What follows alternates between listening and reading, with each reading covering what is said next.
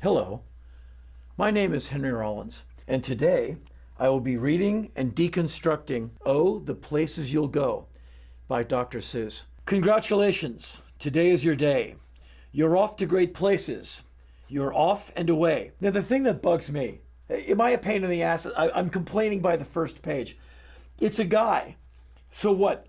Women don't get to go anywhere? Or is travel just designated for smirking, self-satisfied Caucasian males? I'm mad already. Let's go on, shall we? You have brains in your head, you have feet in your shoes. You can steer yourself any direction you choose. You're on your own, and you know what you know. And you are the guy who'll decide where to go. Again, this is, to me, male overreach. This is basically shutting women down for their reproductive health rights. This is men telling women what to do in the entertainment industry. This is why there's so many angry women in the world, because they pick up a child's book that's supposed to be for all children, and they see some frickin' white guy walking through some gated community.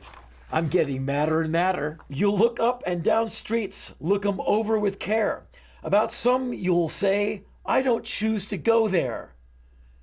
Who talks like that? With your head full of brains and your shoes full of feet, you're too smart to go down any not so good street. And you may not find any you'll want to go down. In that case, of course, you'll head straight out of town.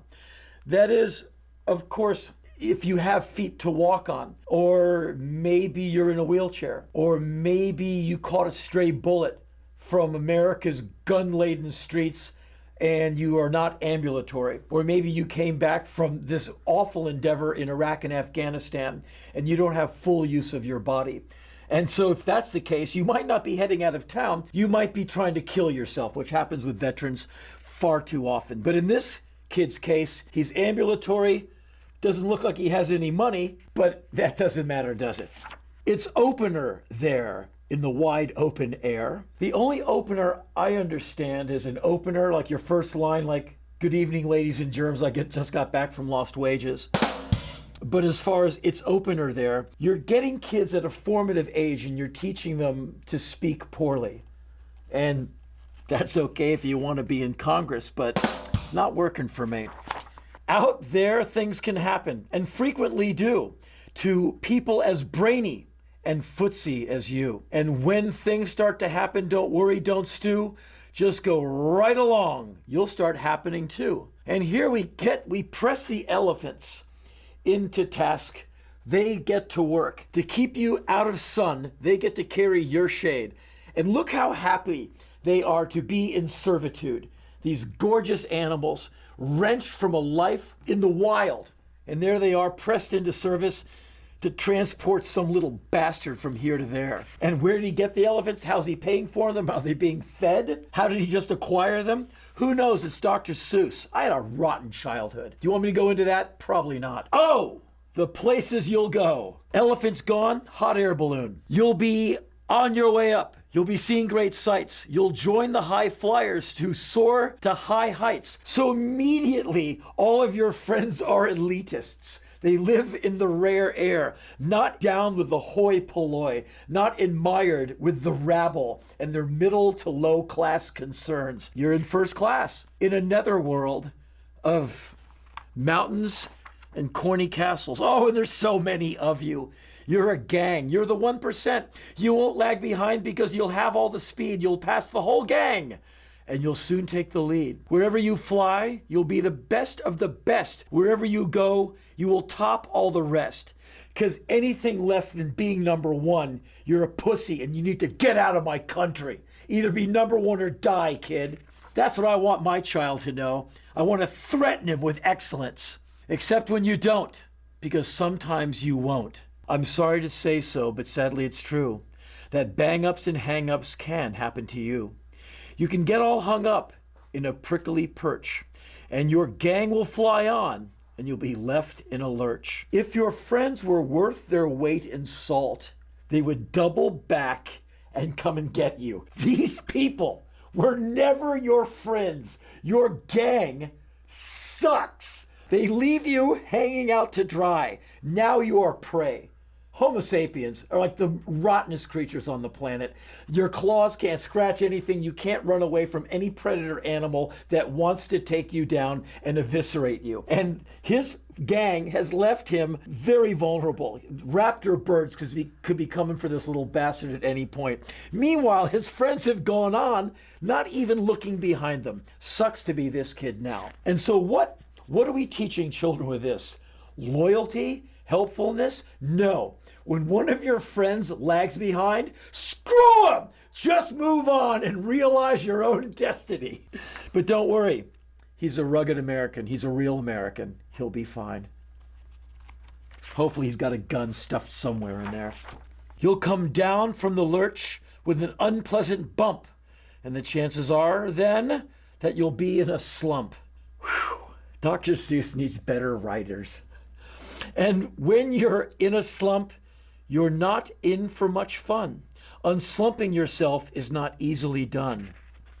Well, now you're on your own, walking through some existentialist nightmare. You will come to a place where the streets are not marked. Some windows are lighted, but mostly they're darked. Great. A place you could sprain both your elbow and chin. Do you dare to stay out? Do you dare to go in? How much can you lose? How much can you win? I don't know how one can sprain one's chin. And I must say, Dr. Seuss's idea, this thing is really falling flat. This ends in one season. And if you should go in, you turn left or right and 3/4, or maybe not quite, or go around back and sneak in from behind. Simple it's not, I'm afraid you will find, for a mind maker-upper to make up his mind. So basically, it sounds like the kid is given different choices of what house he's going to break into. And so now we're teaching how to split from your friends, how to break into houses and get something for nothing. Red State. And now the kid's motoring, hopped up on something. I guess you can reach in to almost any medicine cabinet in an American household and either find extra bullets, Dexedrine, Vicodin, whatever. You're feeling no pain. You can get so confused that you'll start into race. Okay, so he got some uppers. Down long wiggled roads at a breaknecking pace and grind on for miles, that's speed, across weirdish wild space, ketamine. Headed, I fear, for a most useless place, the waiting place. Oh, and now you find your people. Bored people high on mediocrity. They're waiting for nothing, and they're happy just to sit around and let it all go by. Let's read on. For people just waiting for a train to go, or a bus to come, or a plane to go, or mail to come, or the rain to go, or the phone to ring, or the snow to snow, or waiting around for a yes or no, or waiting for their hair to grow. Everyone is just waiting. Fuck you, I'm not waiting.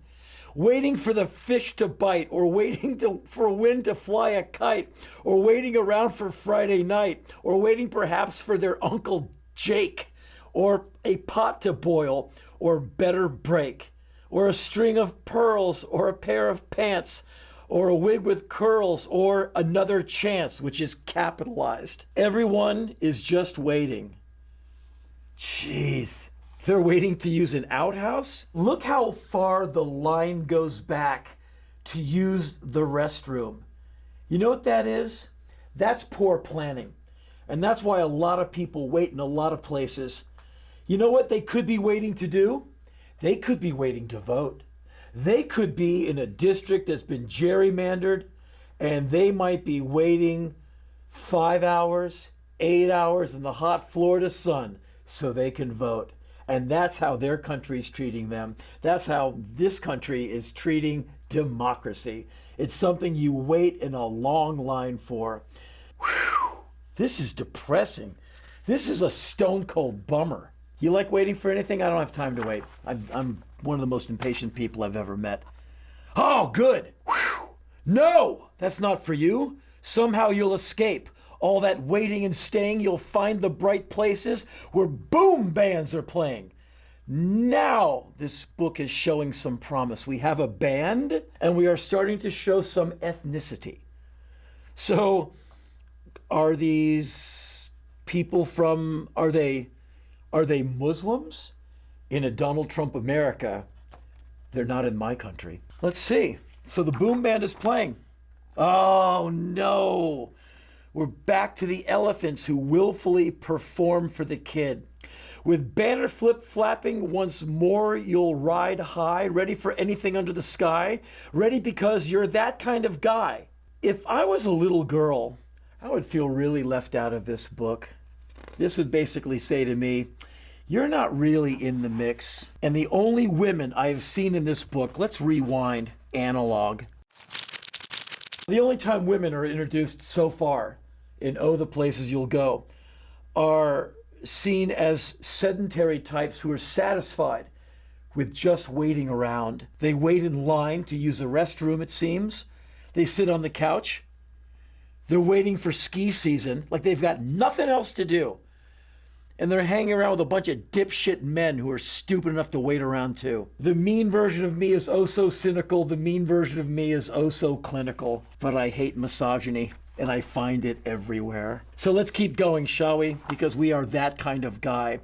Oh, the places you'll go, the fun to be done. There are points to be scored. There are games to be won. And magical things you can do with that ball. Oh, I see. There's the ball. And there's magical things you can do with that ball will make the winningest winner of all. Fame.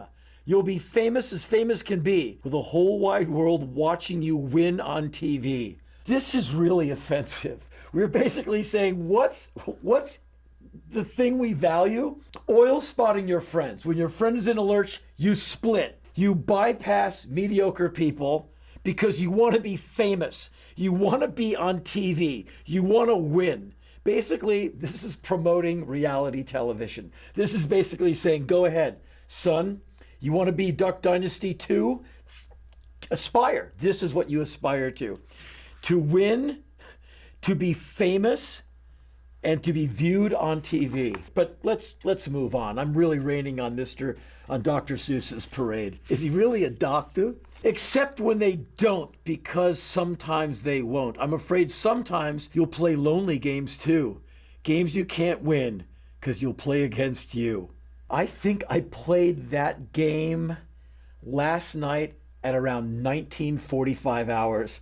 I've been playing that game since I was about 14. Hello! All Alone. Biting into Samuel Taylor Coleridge, the rhyme of the ancient mariner. Alone, alone, all alone, alone on a wide, wide sea. We learned that in 9th grade so we could understand the definition of alliteration. That was the only teacher I really bonded with in high school. His name was Mr. Klinger, and he liked me. And sometimes he would call me at night at my mom's apartment drunk. He'd go like, oh, Henry, you worry me so much. All alone, whether you like it or not, alone will be something you'll be quite a lot. And when you're alone, there's a very good chance you'll meet things that scare you right out of your pants. But we don't get to see that. There are some down the road between hither and yon that can scare you so much you won't want to go on. God, this book is really taking me through a lot. Whoa. Whoa. Phallic symbol or what? Am I reading too much into that? Or is that an erection? But on you will go, though the weather be foul. On you will go, though your enemies prowl. On you will go through Hocken Crack's howl. Onward up many a frightening creek, though your arms may get sore and your sneakers may leak. I'm speechless. It's almost over. On and on you will hike, and I know you'll hike far and face up to your problems, whatever they are. Your problem so far is that you are a self-interested, awful friend who is concerned with fame and winning. And you're a guy. You'll get mixed up, of course, as you already know. You'll get mixed up with many strange birds as you go. Be sure when you step with care and great tact. And remember that life's a great balancing act. Just never forget to be dexterous and deft, and never mix up your right foot with your left. You know, I'd like to hang out with the strange birds. The strange birds have always been my people. And will you succeed? Yes, you will indeed. Oh, this is great. 99.75% guaranteed. Kid, you'll move mountains. 98.75% of Americans in this century will experience water and food insecurity. And the other percent living on the top of the mountain, the heads of all the super PACs, they will determine your future unless you get on it now. So, be your name Buxbaum or Bixby or Bray or Mordecai Ali Van Allen O'Shea. You're off to great places. Today is your day. Your mountain is waiting. So, get on your way. I'm sure I've made many enemies. I hated this. I detested this book. And I am not trying to rain on the parade. I just think we need to be far more charitable to those around us. And remember that we share the world with lots of other people coming in through a whole lot of doors. And it's not always about winning. I've learned far more lessons from losing than I ever have from winning. Far more. It's made me really, really funny, good looking, witty, and mostly humble. I thank you.